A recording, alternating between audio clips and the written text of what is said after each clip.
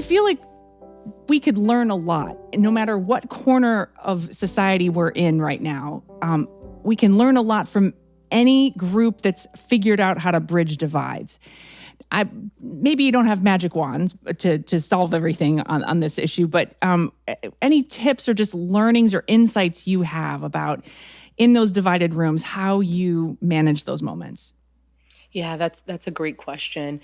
It starts with a strong sense of identity, knowing who we are and who we're Mm, not, and really leading from that space, being unafraid to challenge where and confront where it's called, but also to lament and to stand in solidarity where that's called. And it leads from a place of cruciformity, of mm, understanding our biblical responsibility as disciples.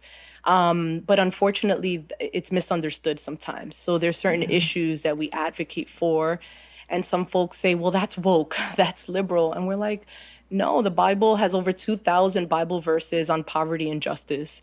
And It's so a big Matthew theme. 25, yeah. Comes up again and again. Yeah. And so we are very clear on what the Bible says on those issues. And so we try to build bridges, first by knowing who we are, but then being good listeners, seeking to understand. I think we've lost in our culture the ability to have a civil conversation.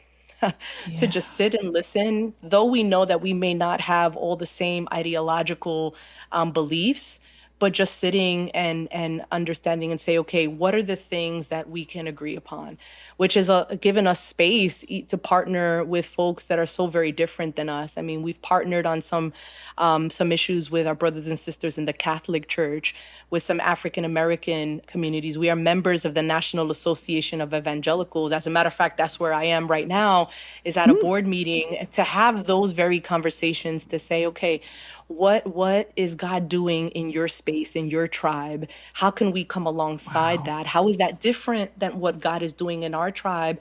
And how can we celebrate? So we build bridges where we can. We honor what God is doing in other spaces, though it may not be what God has called us to do. And we make sure that we let folks know, this is all biblical. This is about Christ. And so I Yeah. think if we find those places of commonality, those places of collaboration, and those places of shared learning and listening, that positions us again to listen well, to partner well.